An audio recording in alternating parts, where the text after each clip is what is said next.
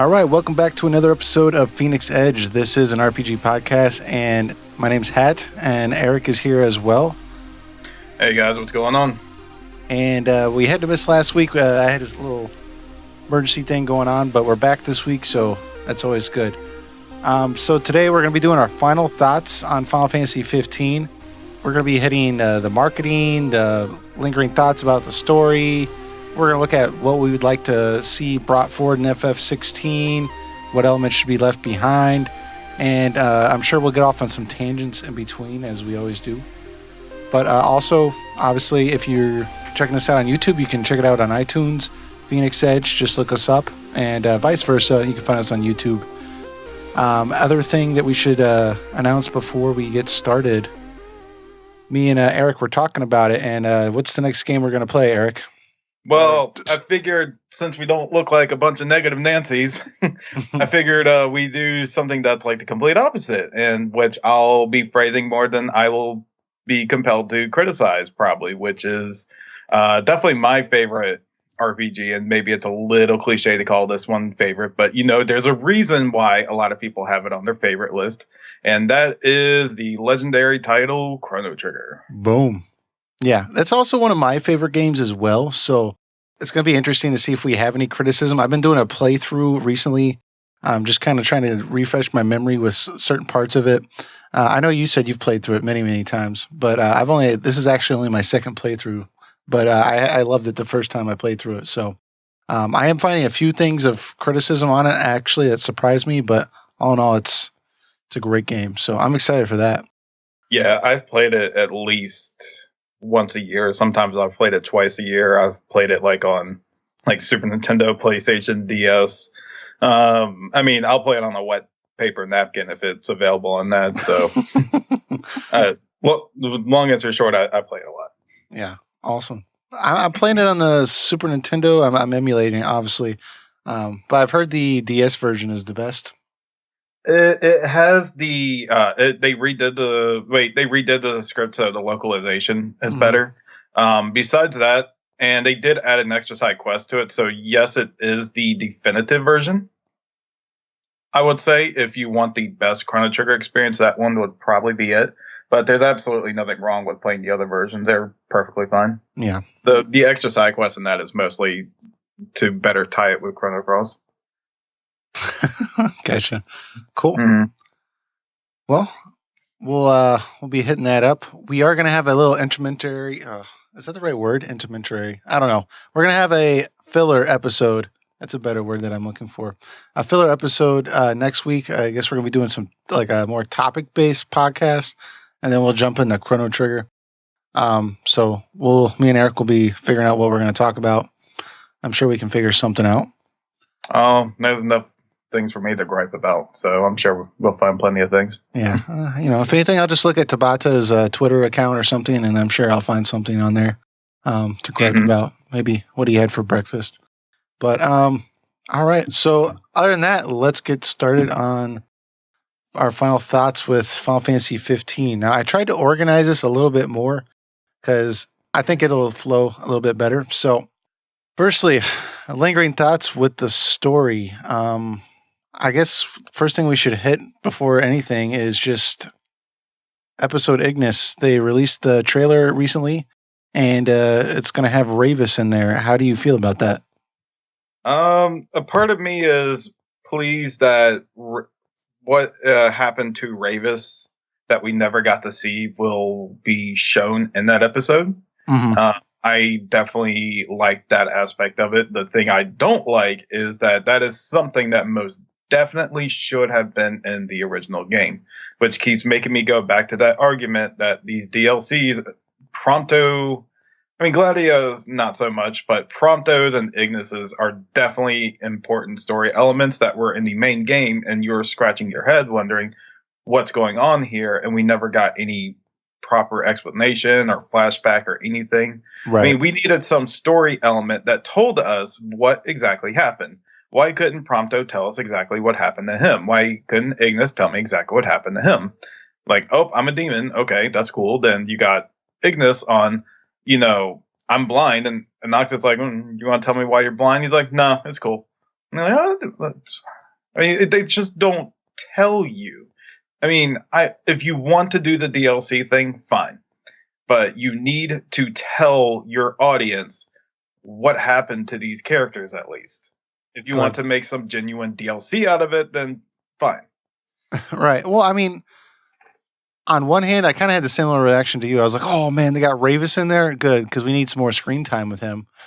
But at the same time, it's kind of odd that we like beat the game and we didn't know who Ignis spent that time with, you know? Like I don't know. He spent time with anyone, period. Yeah, I mean, I just know he could have just like accidentally ran into a wall and went blind from it. Yeah, he's just too embarrassed. He's like, I don't want to talk about it.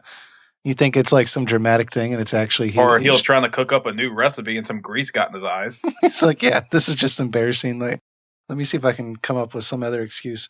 I don't know. I mean, it's just I feel like Ignis would have said something along the way. And I know that's a common critique for the entire thing that we had with Gladio, like, and everything, but this is like such a big deal. Like Ravis, the high commander of your enemy, like, like army, switched sides. Like, you think Ignis would bring this up, like at some point, like, you know, yeah, I went blind. Oh yeah, we didn't find Luna's body, and oh yeah, Ravis, he's on our side now.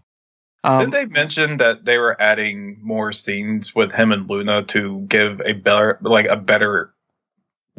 so we know the reason why he turned back against the Empire? Was that already added in, or is that going to be part of Ignis's thing? I think they're adding some more in.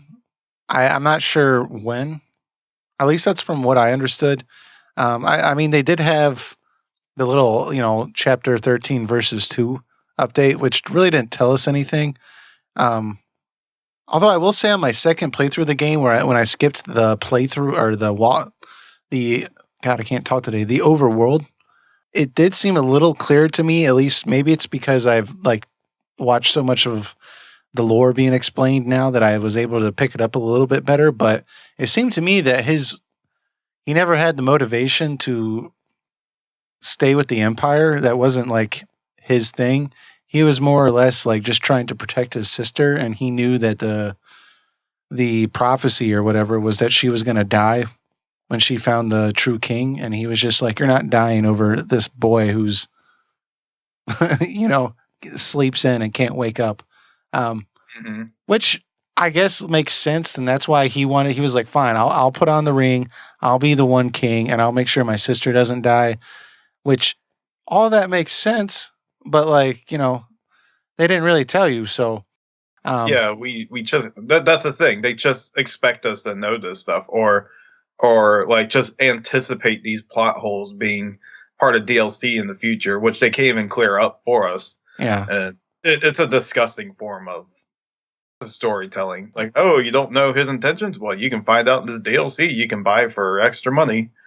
It's absolutely disgusting. Yeah, I mean, I think honestly they should write Final Fantasy Peasant a little paycheck for explaining the story or the back lore. I know a lot of people don't like his channel for various reasons, but his little explanation of all the lore was really popular, and that's where I got a lot of me understanding actually what's putting the story together.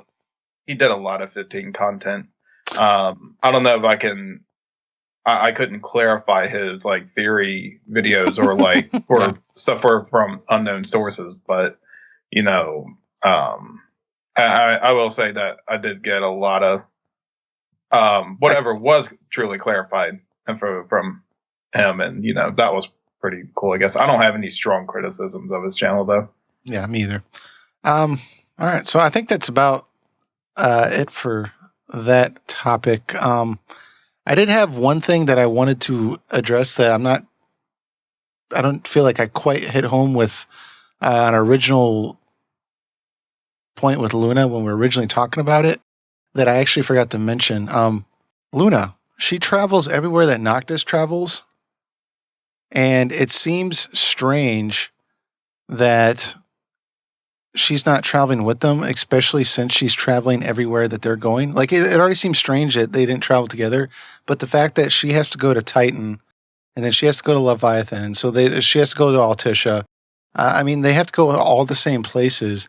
And then the fact that, when they finally get to the place where they're, both in the same city, Altissia. Like, dude, come on. That with the whole boat ride and the water with all the lights and everything, that clearly was supposed to be like a date sequence. You know what I'm saying? Like City of Love. Yeah. Yeah. Well, first off, it's kind of hard to think that you can't find Luna in the 18 miles of road of that game. First off.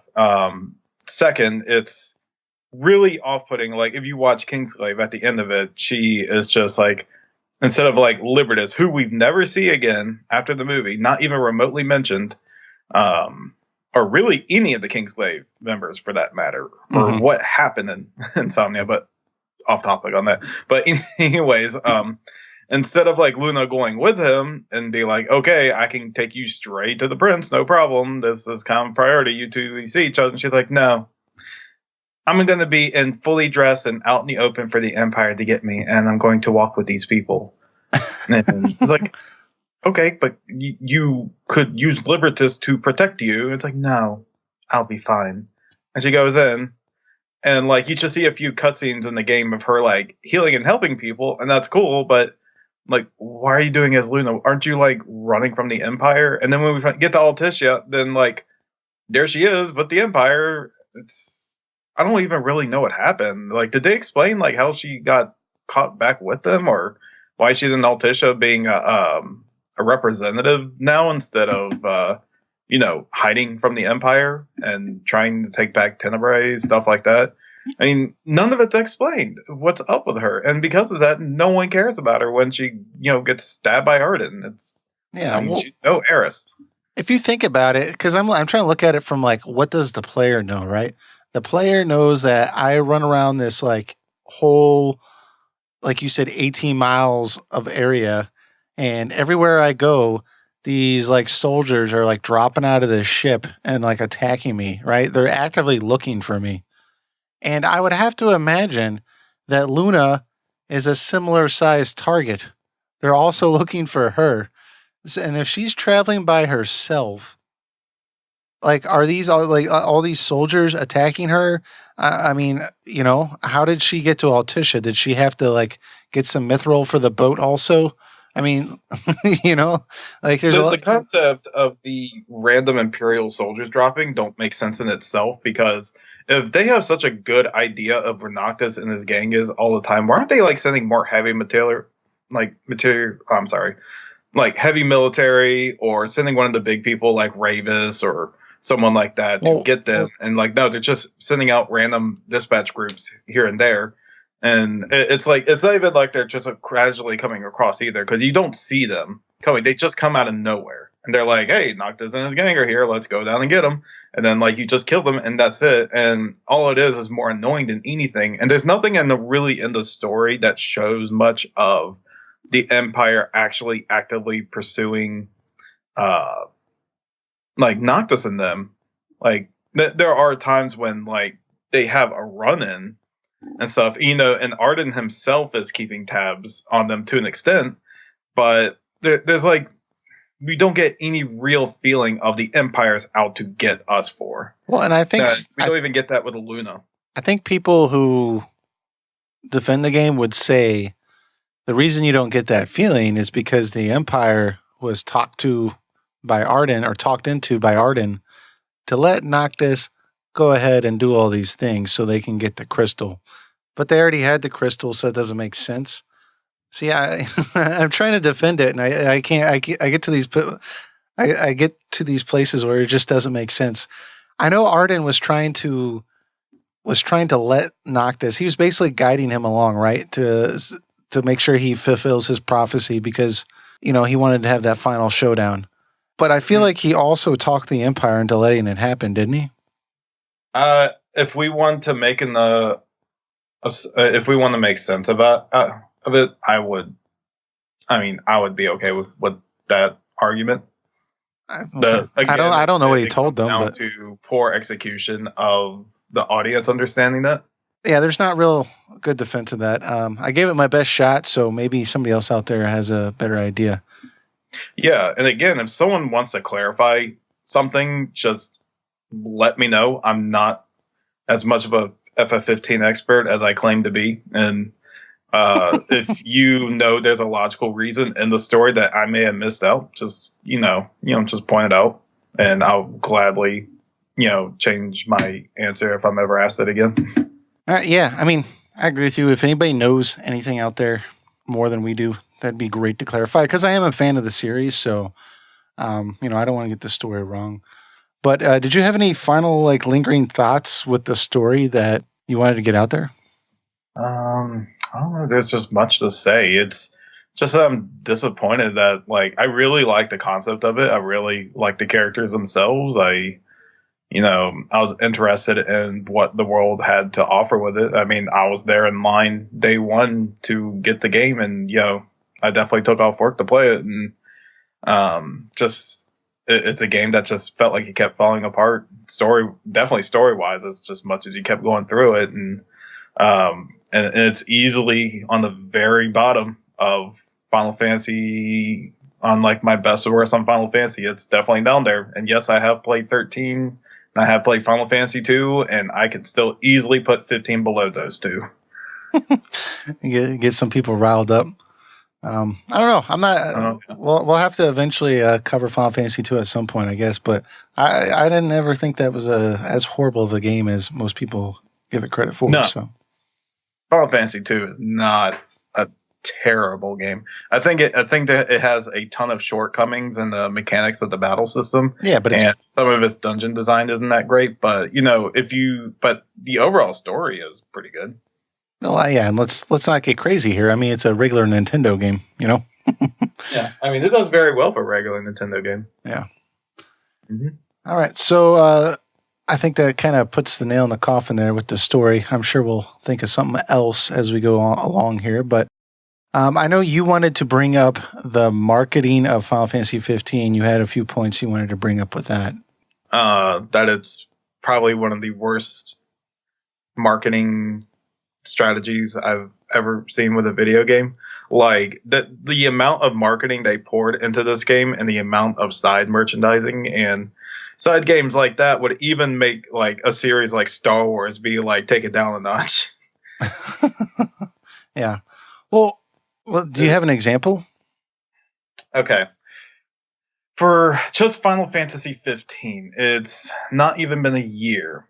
We have the game itself. We have a movie that preludes to the game. We have an anime series that adapts to it. We have a Justice Monsters 5 on mobile.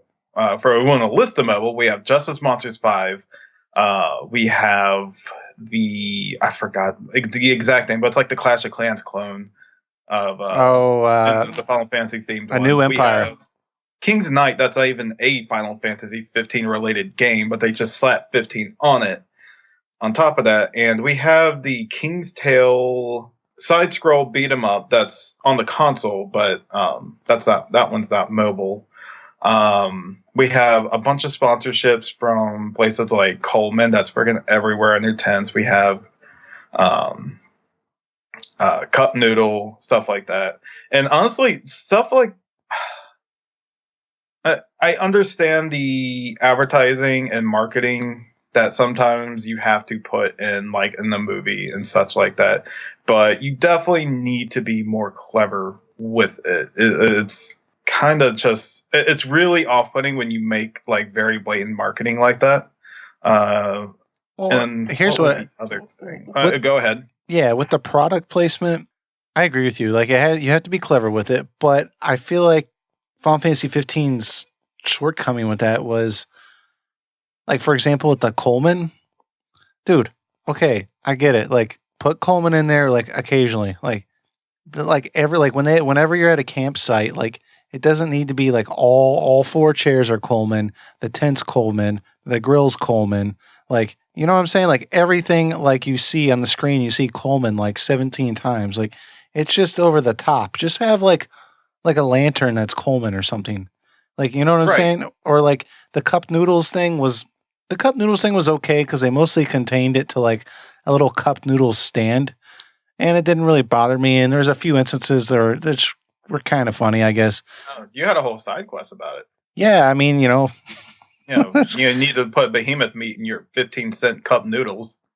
Yeah, I mean, but that was kind of funny to me a little bit. But so in that way, that's kind of clever, and I'm sure they received a lot of money for that. Mm-hmm. But I don't know, like for me in particular, it was the Coleman thing. I think another thing that bothered me also was the whole Assassin's Creed crossover. I'll be honest, I didn't play it, but just the fact that like they were doing that and like spending resources on that when we got an incomplete game. We shall not rest till every game that has existed has crossed over with 15. Yeah, well, and let's not forget that that's just a dumb idea. Like, who in their right mind would go to an Assassin's festival? I would prefer to go to a pacifist festival.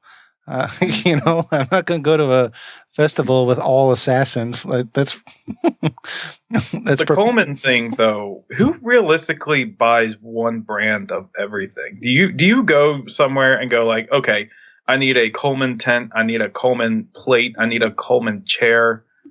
It's like, no, you go somewhere like, I don't know, like Walmart or something like that, and you just buy the materials, and it's so weird that like. Well, how much all this stuff, and it just doesn't seem realistic that someone would just like be tied to one brand for all these different items. Yeah, well, I mean, for how much did Coleman pay to have their like product just like plastered like all over the game? Like, I'm surprised Coleman wasn't on the front cover of the game. Like, dude, it was like all over the place. Like, how much did they pay? And then like, is Coleman really have they seen like a noticeable jump in their sales of camping equipment? I mean, I don't know. Just seems, I guess like I haven't seen the data on that, so I'm sure it pays out.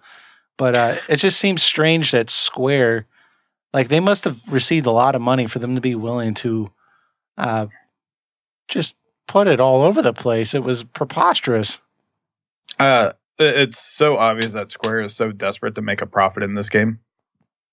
It just shows everywhere in their mobile titles and their crossovers. Yeah, well, that is true. I think we saw somewhere that they apparently only expected the game to sell at max like 4 million copies. Apparently, that was their early expectations. So, I guess that makes sense that they went overboard with the product placement. But they didn't try to develop a whole engine and try to just use Unreal instead, we wouldn't have to use that much money to get. To turn the profit, but no, they need to go over budget by making like engines like this, and then when they turn out that they're actually, even garbage. Selling stuff at a very good, or like their numbers are high, they're still disappointed because they didn't turn a profit because they put too much into their game than what customers are willing to give them in return. Well, here's the thing I find funny with that, right? Because they're with their Luminous engine. Okay, they built this great, fantastic engine that was gonna like be like the end all be all for RPGs.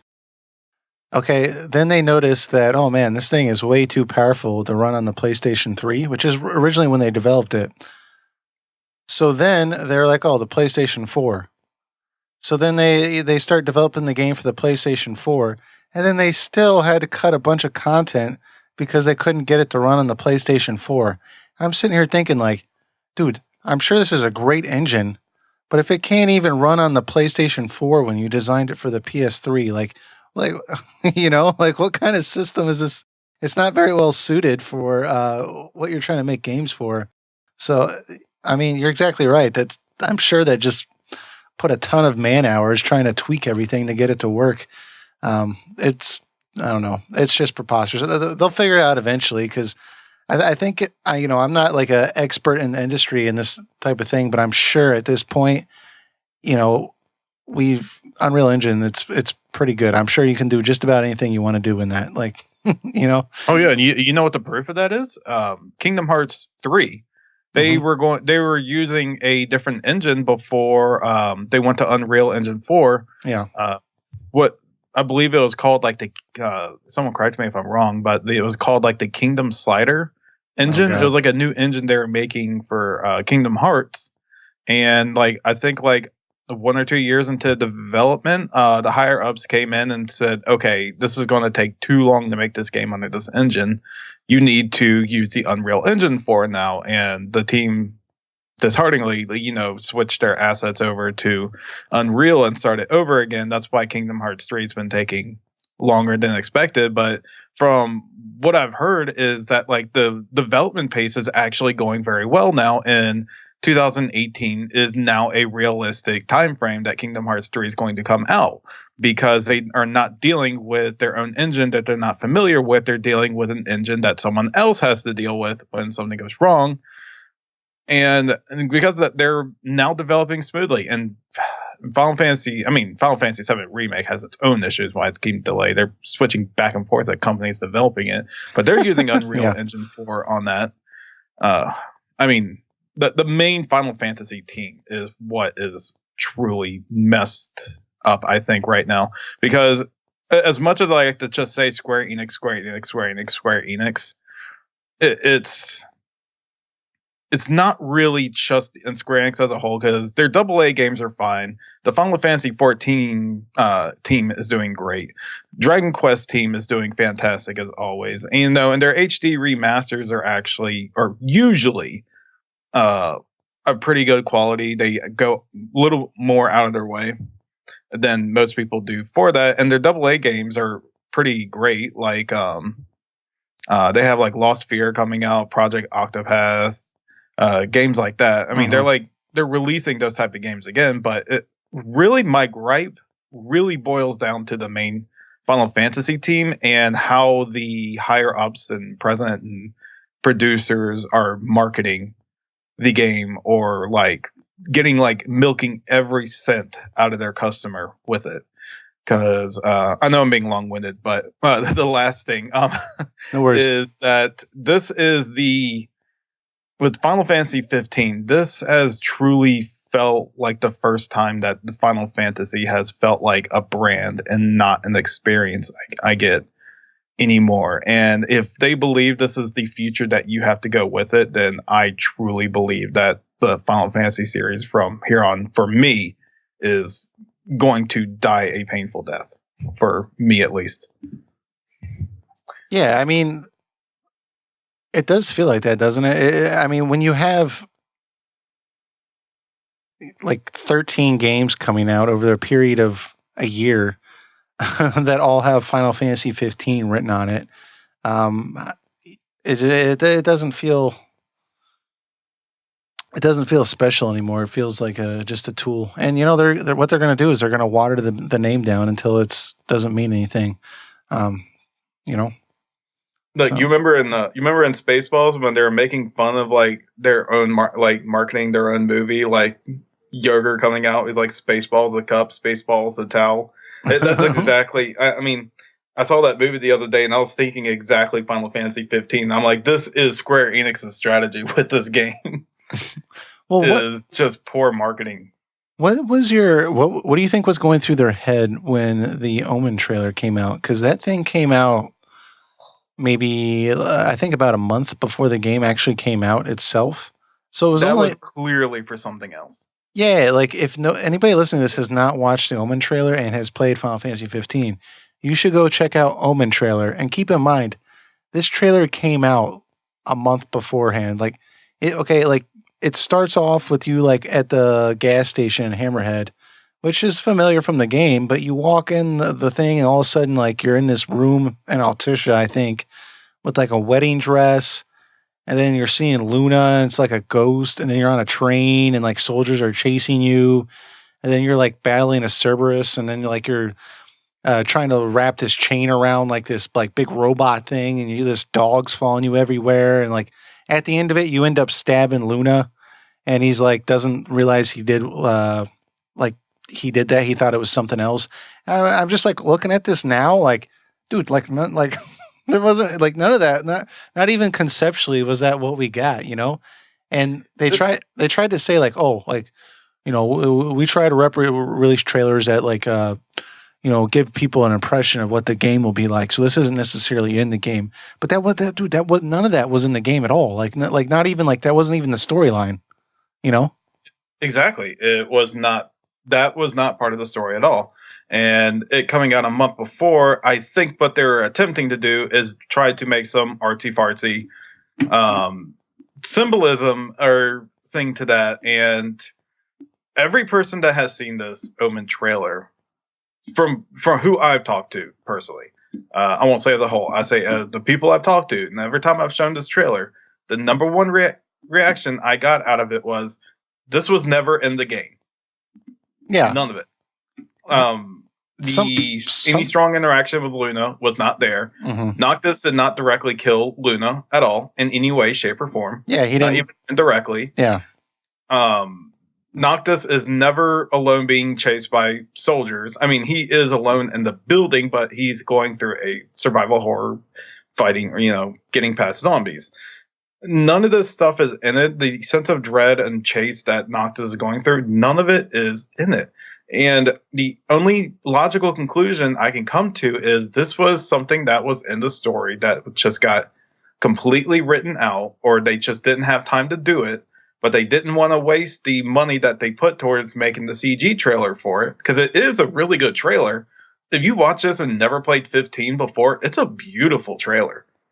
I mean, I watched. It makes you so excited for the game, and it's just none of it happens.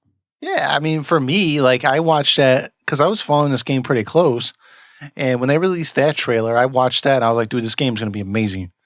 And I think I watched that trailer like 2 or 3 times a week until the game came out. So like I was pretty stoked.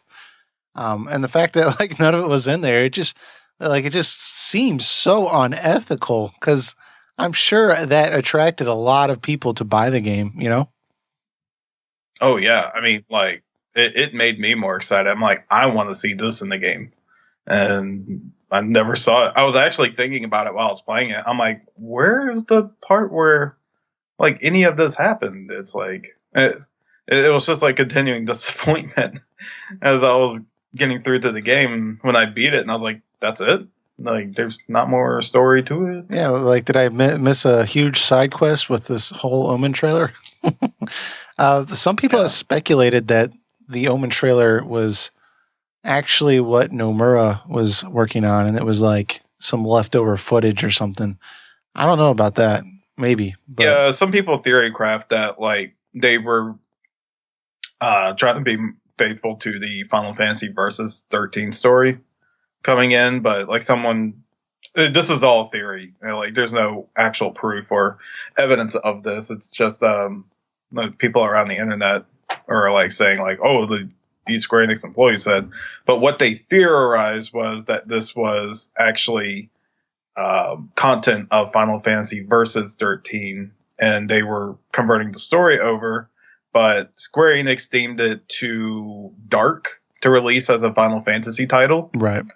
So they made a lot of like some major alterations to the story. I think like to the point that like it's not even really the same story anymore, because the theory was like that like Noctis like actually killed Luna, but he was like dreaming or being delusional to himself that I think Ravis was the mysterious rogue figure coming after him because he was brother and sister. I think the game was originally supposed to start off with Noctis killing her, but then not remembering it, like he couldn't remember it for whatever reason, and then Ravis was chasing him down because he killed his sister. And Noctis was going to be like, I didn't kill your sister, and, all that stuff. And I guess, like, King Regis was supposed to be, like, the Insomnia was actually supposed to be a fairly evil empire and, like, all this crazy stuff. But, like, he still loved his dad or something. I don't know. Regardless, we don't know what that game would have been. We don't know how far along it was in development. At one point, Nomura was trying to make the thing into a musical. So... If I can remotely defend 15, and it's not so much defending as is, everyone keeps saying, oh, Versus 13 would have been so much a better story. It would have been so much a better story if they just kept it with Final Fantasy Versus 13. Well, here's the reality of it, is that you don't know that. They may have had a really good reason to completely drop that story and do what they did with Final Fantasy 15. Because I have a hard time believing that they will just completely drop something and just start from scratch. There must have been so much, they deemed that so much wrong with it that they felt like they wanted to use what was there, but they needed to change the story to accommodate what they considered a proper Final Fantasy. And for all we know, they could have been absolutely wrong, and Versus 13 could have been better. or it could have been much worse. It's the more to the point I'm making is that we should just stop assuming that Versus 13 was this magical video game, because last I recall, this game was being made the same time as Final Fantasy 13, and a lot of it was from they had a lot of members from that team on helping with that title also, despite Nomura being there. And we don't really have that much strong proof that Nomura is capable of handling a main Final Fantasy title. Like, we know that he does Kingdom Hearts, and I suppose he does well enough on that, but you've seen how complicated he makes those type of stories on it, and no one who's not a hardcore Kingdom Hearts fan wants to really follow that deep lore. Yeah, well, even Nomura gets on his head on the go. It's not criticizing Nomura either. He may have done a fantastic job with it, but we just don't know. Yeah. Well, I mean, that's the thing. Like Nomura has not, at least at this point in his career, has not been known as a fantastic storyteller. He hasn't been known as a bad storyteller, but we don't have any reason to believe that it was just going to be amazing. And I believe, as far as 2011, the guy was thinking about changing the whole thing into a musical before he was talked out of it. So it sounds to me like he didn't really have any concrete ideas. And I'm sure Square at that point was like, that was a few years before they switched. But I mean, I'm sure at that point they were getting a little cautious or worried about the project, when they're trying to make major changes. So, and again, we weren't actually there when it was going on, so it's hard to tell with anything. So, it'll always be one of those things in history that we'll never know. And yeah, and like I've said before, there's nothing but there's nothing inherently wrong with the 15 story itself. And I've said it over and over again. It's the execution of the story that is bad. It is the execution of how the gameplay is integrated with the story, and how the world map is integrated with the story is really bad. Sure. Because conceptually, everything is there. It's the puzzle pieces are there to make a great, compelling story and world for that's worthy of a Final Fantasy title. It's like the example I made before is you got all the puzzle pieces, but instead of actually trying to put them together, you're taking a knife and cutting the puzzle pieces and fitting them together just so you don't have to worry about trying to find where it actually goes. And it's just lazy, shoddy development, or rather, if they were on a time restriction, it was just, poor directing on that end, because I truly believe a good director knows how to cut corners and make a quality product. And especially if it's one that's, your bread and butter franchise. But, what am I to say? I wasn't there during development. Yeah. Well, and the thing is also, we, as Final Fantasy fans, we get really frustrated when they release a game that doesn't feel like it's up to par as the past games. But if you think about it, the Square Enix has had a pretty good track record with this series. I mean, like, every single game has been pretty good, except maybe one or two, So, which is pretty good if you think about it, because Mass Effect, the fourth one was awful. I mean, so Final Fantasy made it through a little farther than that one. And, there's other games that similar story. But with that in mind, what would you like to see from Final Fantasy 15 brought into Final Fantasy 16? I have a couple of thoughts, but I'm kind of interested to hear what you have to say. That's a good question. PlayStation? I mean, I like with the PlayStation. I like the physics and feeling of 15. That's fine. They did a good job on that.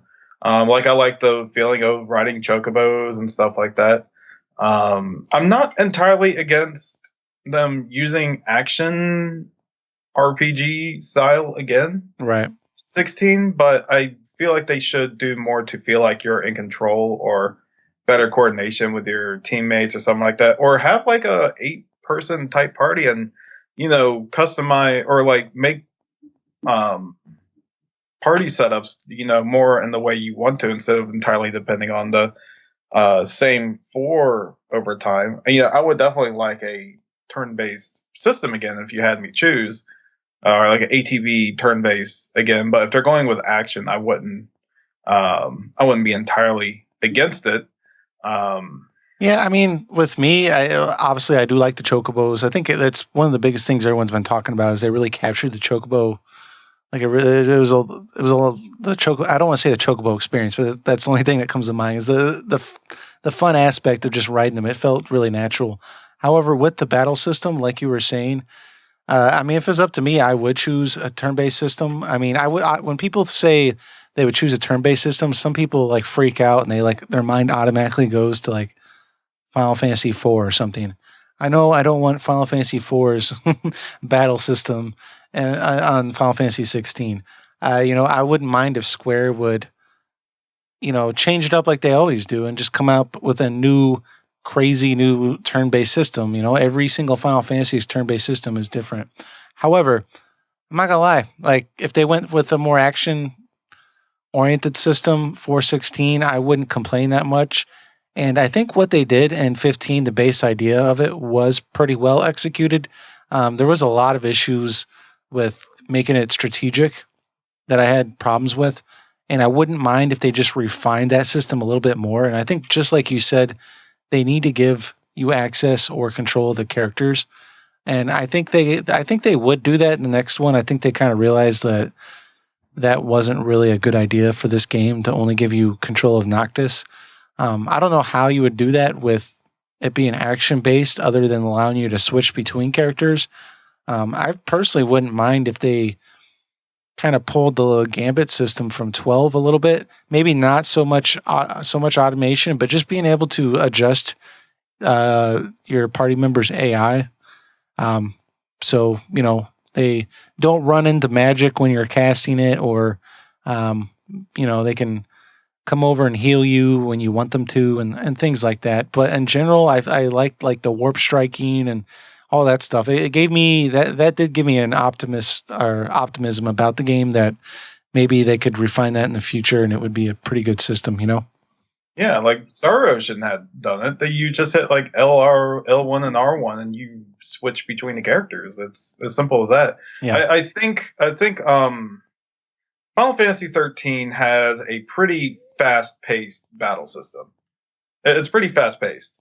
And the auto battle is very much there because of the speed of that. Because they didn't... two things. One, they believed that the auto battle would help get through normal battles faster. And also on top of that if it takes too long for you to input commands, what I think is that they just need to rebuild the UI that it complements a faster battle system more. Like, I don't know if you play Persona 5 any, but it has a incredible UI for its turn-based combat system where it's like things are mapped to certain buttons, like similar to Super Mario RPG, where like items, abilities, and stuff are mapped to buttons. And you hit the button and you hit the button and you can quickly access abilities and such like that. And when you hit a button, it's like instant. It happens. And the UI for that was just so incredibly well done. And something like that, if tweaked around a bit, could complement a fast-paced battle system very well. Yeah. Well, I think the biggest problem you're going to run into with action-based games is just finding ways to keep it strategic. And I know Western games have really done that pretty well with the solo experience, right? With like games like Skyrim and such, where you're just running around and it's just you, right? They've done a fairly good job of making it somewhat strategic, but I think the problem with these games is just when you you have to complement an entire party, it makes everything a little more difficult. So, but Square has always shown itself to be pretty innovative with battle systems. So yeah, I've said this in the last podcast, and I'll definitely say it again, is that when you try to put too many concepts into a battle system, like it's going to lack in all those areas. If you try to make the game if you're trying to make the game strategic and RPG like and action based at the same time, I mean, you're not going to make either audience happy. It's like you're sacrificing strong elements of each one to try to make one system. And when you're trying to make everyone happy, you're going to end up making no one happy. So you need to pick one. Pick being a strategic role-playing game or pick being an action brawler game like Kingdom Hearts. Pick one or the other. Yeah, otherwise you're just going to make people upset. So I think some other things I wouldn't mind if they brought into the Final Fantasy 16. I really like the epic scale they gave to the summons. I'm not sure if I really liked that it was random when they would show up. I kind of get it because it was kind of like an end of battle when they did show up. So it would be kind of dumb if you could just, call them whenever you wanted. But if they could figure out how to have them come at that would make it seem like a reasonable time to do it, and it wouldn't just be random. Just keeping that epic scale of the summons, that would be really, really cool if they could bring that into Final Fantasy 16. Especially if, I don't know if 16's, it's probably going to come out in the PS5, so that would be real cool on that. It's so hard to say what you could bring from 15 to 16 because everything I talk about in 15 is well, this was pretty good, but everything ends with "but" with me on 15.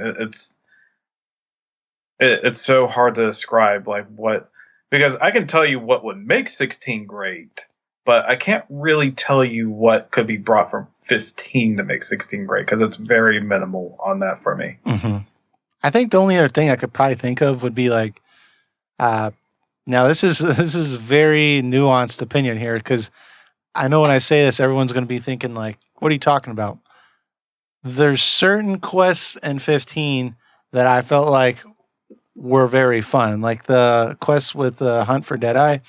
I really liked that quest, and I thought that was very engaging, and I think they should do more of that in 16. Sure, I'd be up for that. I think that would be a good direction to go because it shows they can do it, and stay away from the fetching apples and grapes and all that nonsense. But I guess that kind of brings us into this last little area here. What elements of Final Fantasy 15 should be left behind? What do you not want to see in Final Fantasy 16 that was done in Final Fantasy 15? But without redoing our entire first two episodes. I don't want its sense of scale to the world in there. I do not want its awful technical limitations and loading times. Yeah. Well, here's one thing I definitely do not want, right? Square has just announced that they're going to be carrying on Final Fantasy 15 story into 2018. And they're going to move towards a more business model for their games, or at least Final Fantasy games. And I don't like this whole idea of just dragging the game out for 3 or 4 years. I mean, I don't know if it's going to last for 4 years, but it feels like it, I feel like the game came out in November last year.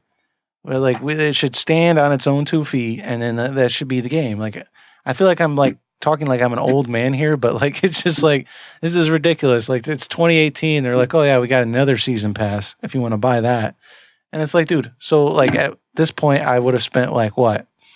$110 on Final Fantasy 15, and it's just I guarantee you there's still going to be loose ends, Absolutely.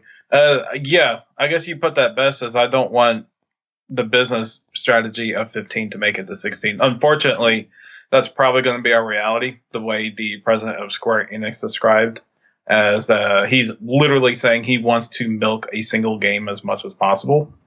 That is essentially what he is saying in the article, and I can't imagine who is truly up for this. I mean, this is a 100% corporate greedy mindset here, is to milk one game as much as you possibly can. If you want to do something like make a sequel or a prequel game, that's one thing. That's one way to milk a franchise, but at least we're getting something new out of it. It's you're taking the same game and you're rehashing forms of content in it, or making more DLC for it, and it's just so, like I said before, it's just so disgusting how they treat it.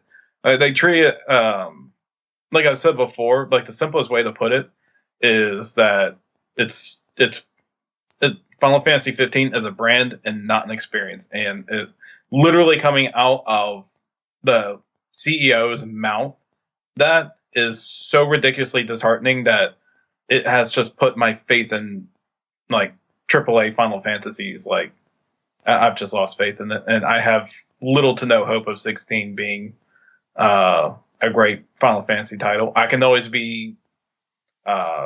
They could always change my mind, but it is. I mean, they've shown nothing recently to show me that like 16 is going to be the answer to everything. Yeah. So if anybody's wondering what article we're talking about, there was a recent article that came out. It was on several sites, but basically the newer president of Square Enix said that he wanted to go towards a more service model, business model with Final Fantasy games. And basically, like the whole, what they've been doing with 15, basically releasing a bunch of mobile games, releasing a bunch of DLC with story, and just trying to make all the games multiplayer so that you can keep players playing the same game for longer. That type of thing. He wants that to be every Final Fantasy game so that they can continue to make money as long as possible. And yeah, I don't want that for 16. I would like it to be self-contained, and I've said before, like I'd be willing to pay more for the game. I realize not a lot of people are, so that's probably why they wouldn't be willing to do that. But I mean, they wouldn't have to charge so much to begin with if they weren't making their whole engine. Yeah, I mean that's what you and me were talking about when we saw that article. We were just like, hey, how about you stop trying to cry me a river, Square, and let's be creative here and think of ways to just make your game cheaper, and not cheaper like story cheaper or fun cheaper. I'm not talking about mobile games. I'm talking about just make like your games like everyone else. Just use a pre-established engine. You don't have to have like revolutionary graphics to, to sell your story. You can still make your game look revolutionary without having to build your own engine. Yeah. And seriously, I think they looked at like Ubisoft's business strategy, because Ubisoft has openly, someone at Ubisoft openly admitted that if they could, they would charge you more for a game, like $80 instead of $60. Mm-hmm. For it, or something like I think he said even more than that.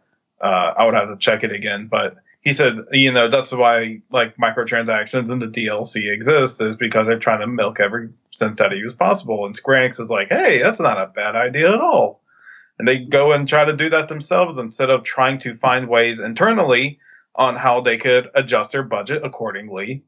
And without the expense of the customer. But no, what their business strategy is that we're not smart enough to come up with something like that. So what we're going to do is we're going to make this game that's not even complete and sell you the other pieces to make a almost complete package. It's absolutely insulting. And that's why I keep saying over and over again that 15 is the most insulting title of the series easily. 13 was a complete game, at least. Yeah, 13 was a complete game, and I think eventually we're going to cover that game as well. But yeah, I mean, 15's I guess it's taken things to a new low. I think 13, it's stylistically, I don't like it, but 15 is just a completely different thing.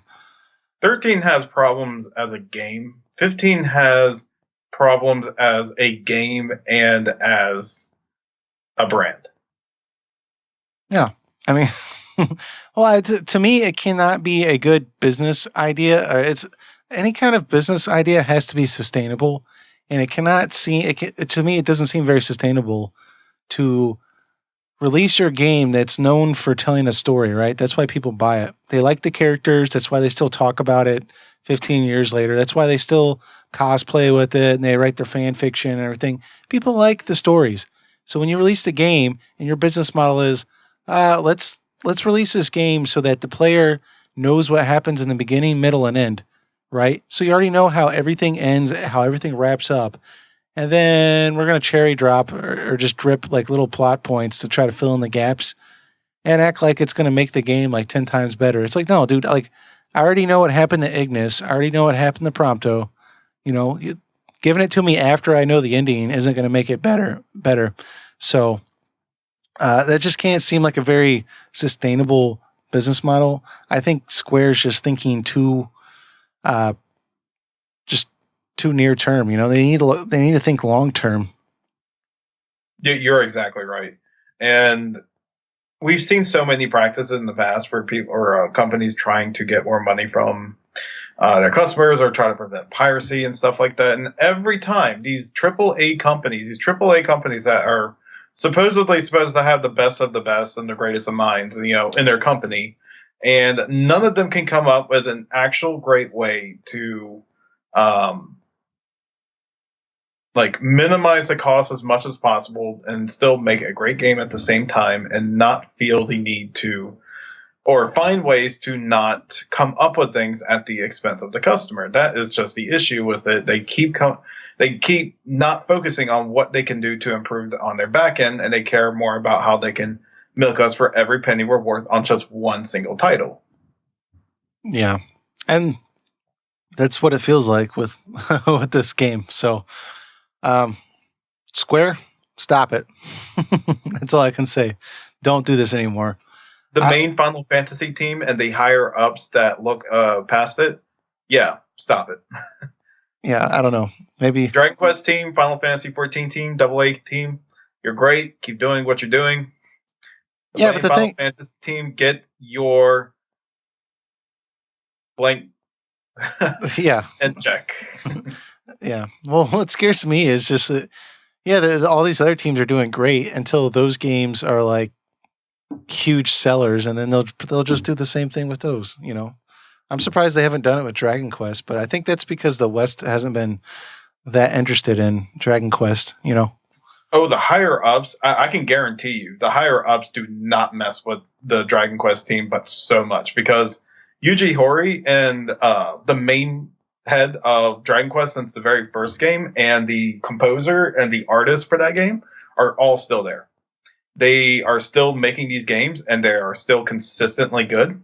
I can at least attest that for Dragon Quest 1 through 9. Unfortunately, 10 never came here, but from what I heard, that 10 was a good game in Japan. But and 11's getting praised to death from people. They say the 3DS version and the PS4 version are fantastic, and Dragon Quest is the biggest RPG that, and I believe that in Pokemon and Final Fantasy are like the biggest RPG titles in Japan from last I remember, and people go crazy over Dragon Quest, and that is something that makes a ton of money, at least in Japan, for Square Enix. Mm-hmm. So I do not believe that the higher ups are going in and telling Yuji Horii, this is what you have to do. Because Yuji Horii would be like, no, I'm going to do what I want to do, and you're going to give me what I need for it. And they're going to be like, okay.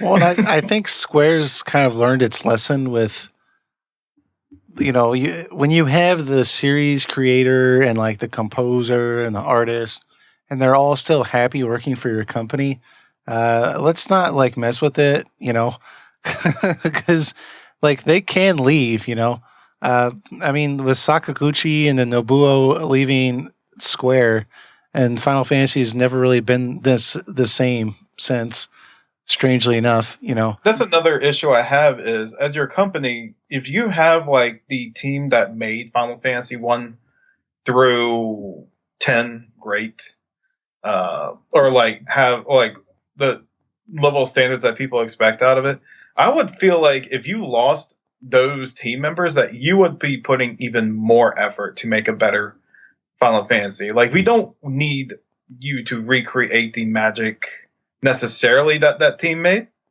You need to, but you could focus on making an even better one. And, I kind of say that when I play Final Fantasy 14 at the same time. And people who know me know I preach this to death, and I sound like a broken record.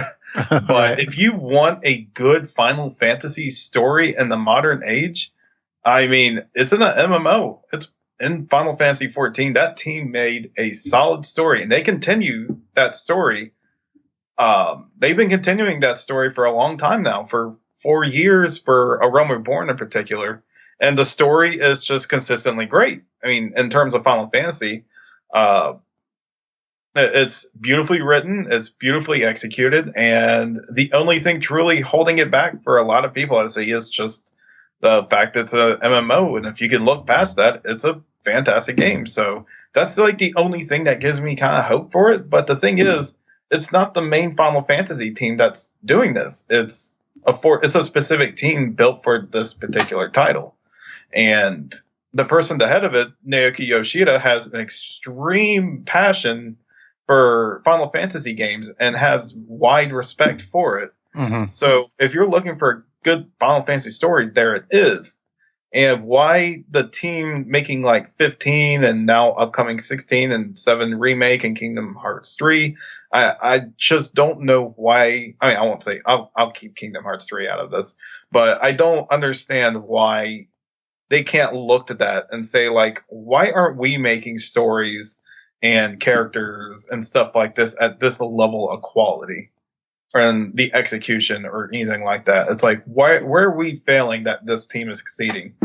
And I don't know if that's going on over there or not. I'm not going to pretend to be them, but it just feels so baffling that a product can just be released like that, and then they just continue to,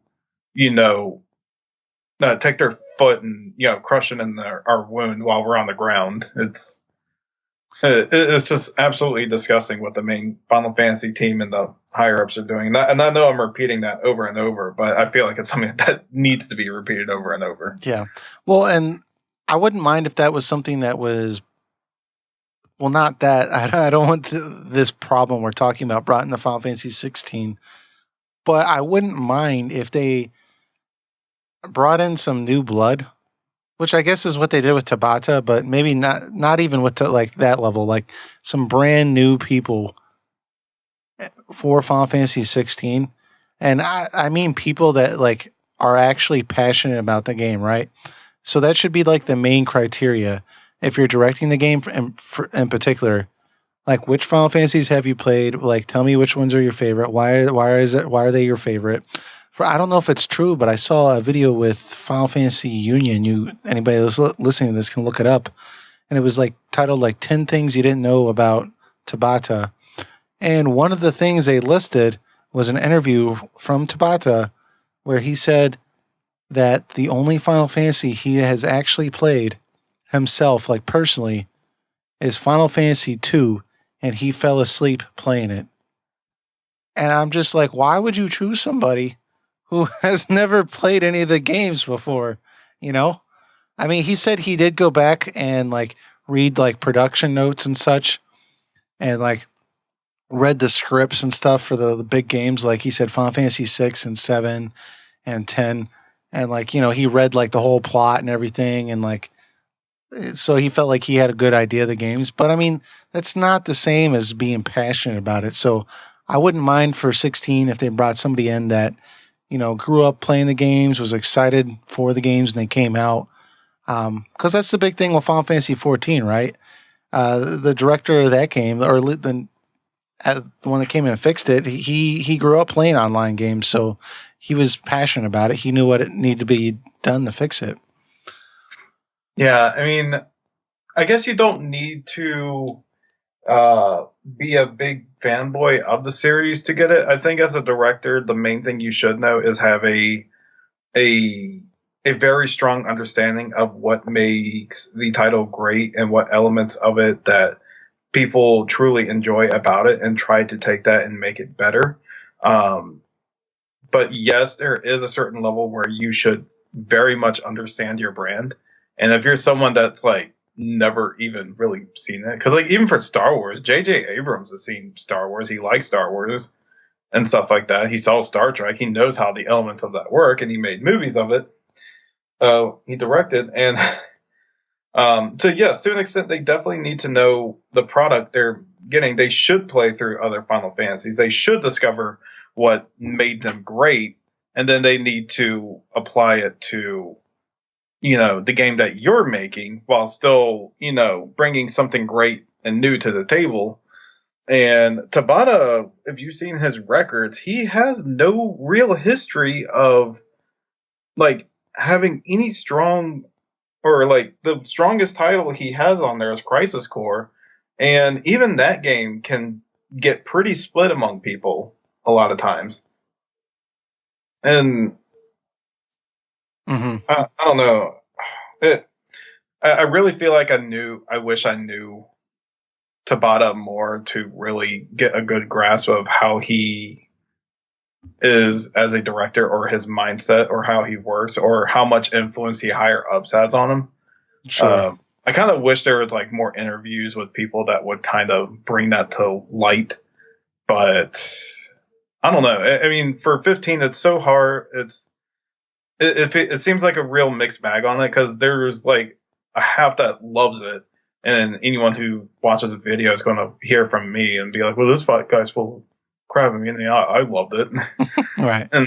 And like, it's such a split thing. It's like, now this is just giving a mixed message to Square Enix. It's like, there's people love it and people hate it. It's like, I don't know who to listen to. And yeah, well, I mean, here's my thing with, and we're gonna have to wrap this up soon here because we're getting over an hour now. But I think you brought up a really good point with J.J. Abrams. I mean, if anything, he gives me kind of hope, not with him going into Final Fantasy, but with what he did with Star Trek. If you think about it, Star Trek fans, like, if you think Final Fantasy fans are bad, Star Trek fans are like 10 times worse, right? That thing has been around for 50 years now. People were freaked out when J.J. Abrams said he was going to direct a Star Trek film. And on top of that, he was going to reboot the whole thing. Everyone was pissed off. And then that movie came out, that first one with, in 2009. And hardcore Star Trek fans went to go watch it. And they came out and they're like, yeah, he just crapped over everything the past 40 years has done. But I went back to go see that movie 5 times. Because they still they're like, it still captured like the Star Trek feeling, right? And the fact that somebody can do that with a very well-known franchise such as Star Trek gives me hope that like eventually somebody's going to come along and, I don't know, like do that with Final Fantasy. Like it can be done. It's not like we're all just like, stuck in nostalgia land and like we can't be pleased, So. Yeah, you make a very good point there. It is a good question right now. I guess the game's not been long enough to truly determine yet, but it's a good question to know. I think Final Fantasy Union did like a survey with it. I should go back to it for a reference. Final Fantasy Union did a recent survey with a couple thousand people, I believe, unquestioned, between like casual and hardcore of it. And I think it was a mixed bag with everything, but I think a good study should still be done right now on how casuals accepted the game as compared to how hardcore players have played it. Because I would consider you and I like more on the hardcore side of Final Fantasy, and we definitely don't like 15, don't care for 15, but we don't. But what did casual people really think about it? It's like, did they love it? Did they hate it? It's like, do I rather go back to another open world game that I like more? Or I guess we'll see more info as the years come, and I'm sure Square Enix is keeping an eye on it to an extent. For sure. Mm-hmm. All right, so we covered numerous topics there, but did you have anything else you wanted to add before we close this episode off? I just hope Square Enix can prove me wrong in the future. I just don't have hope for it. Yeah, I'm not holding out hope, but I am open for them to surprise me, and that's probably the best place they can find me in. So I won't be cynical off the bat. I mean, I will always praise them when they do something right, and I will always scold them when they do something wrong. So if they do something good, I will definitely be on here to say Final Fantasy learned what was wrong behind, and they made a much better game out of 16. I'll be glad to say that. I just hope they give me a reason to do it. Yeah. I mean, they've shown me that for Final Fantasy XVI, I should not watch any of the trailers because that probably won't be in the game. And to avoid, if I don't want the game spoiled, I should not buy it on the first day, and I should wait for updates. So, good job, Square. 2 years for the Game of Year edition. Yeah. But anyways, so that's our final thoughts with Final Fantasy 15. We're going to be moving on, as we said earlier, to Chrono Trigger. But next week, we're going to be doing a more topic-based podcast. And that's just to give it a little breather room so that way we're not constantly barraging everyone with game stuff, even though it's still going to be game-related next week. So look forward to that. And again, you can find us on iTunes and YouTube, just Phoenix Edge, and we should pop right up. And until next time. All right, good night, everyone.